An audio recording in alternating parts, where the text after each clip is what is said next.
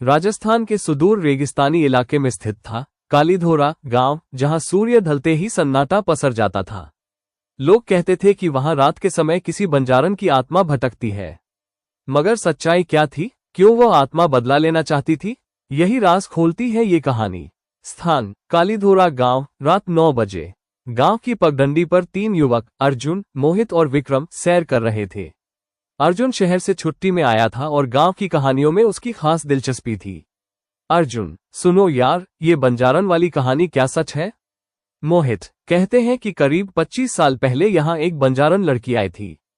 खूबसूरत, रहस्यमयी, मगर गांव वालों ने उस पर टोटका करने का इल्जाम लगाकर जिंदा जला दिया। विक्रम, और कहते हैं उसकी आत्मा अब भी लौटती है प्रतिशोध लेने। अर्जुन हंस पड़ा, भूत वूत कुछ नहीं होता यार, बस मन का वहम है।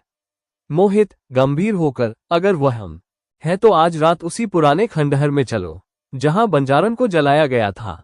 अर्जुन ने चुनौती स्वीकार कर ली। रात के 12 बजे वे तीनों बंजारन वाले खंडहर में पहुंचे। हवा में अजीब सन्नाटा था, जैसे वक्त थम गया हो। दीवारों पर जली हुई लकड़ियों के निशान थे। तभी एक ठंडी हवा चली और मंदिर में टंगा घंटा खुद ब खुद बज उठा। विक्रम कांपते हुए, ये अपने आप कैसे? मोहित, कुछ तो है यहाँ। तभी अचानक अर्जुन जोर से चिल्लाया, मेरी पीठ पर कुछ है। जब सबने देखा तो उसकी पीठ पर उभरे हुए लाल निशान थे, जैसे किसी ने नाखून गड़ाकर खून निकाल दिया हो। अर्जुन डर से, कुछ था यहाँ। वे भागकर गांव लौट आए। अर्जुन ने अगले दिन गांव के बुजुर्ग दादी पन्नो से बंजारन की सच्ची कहानी पूछी। पन्नो दादी, उसका नाम गुलबो था, बंजारों की टोली से आई थी। गांव के ठाकुर सूरजमल के बेटे करण से उसे प्रेम हो गया, लेकिन ठाकुर ने जात बिरादरी के डर से गुलबो को जादूगरनी कहकर लोगों को भड़काया और उसे खंभे से बांधकर आग लगा दी। अर्जुन, और करण? दादी, करण ने खुद को उसी रात फांसी लगा ली थी। तभी से गुलबो की आत्मा यहाँ भटक रही है। अर्जुन, क्या कोई उसे शांति नहीं दे सकता? दादी, शांति तब मिलेगी जब सच सामने आए और उसे न्याय मिले। अर्जुन ने तय किया कि वो बंजारन की आत्मा से सामना करेगा और सच्चाई पता करेगा। रात को वो अकेले खंडहर गया। वो पूजा की थाली और चांदी का दर्पण लेकर गया, क्योंकि कहते हैं आत्माएं दर्पण में सच्चा रूप दिखाती है। अर्जुन पुकारते हुए, गुलबो, मैं तुम्हें न्याय दिलाने आया हूँ। चारों ओर धुंध फैल गई और हवा थम गई। तभी एक धुंधली आकृति प्रकट हुई, एक औरत, लंबी केश, जलती आंखें, जली हुई देह। गुलबो धीमे स्वर में, न्याय?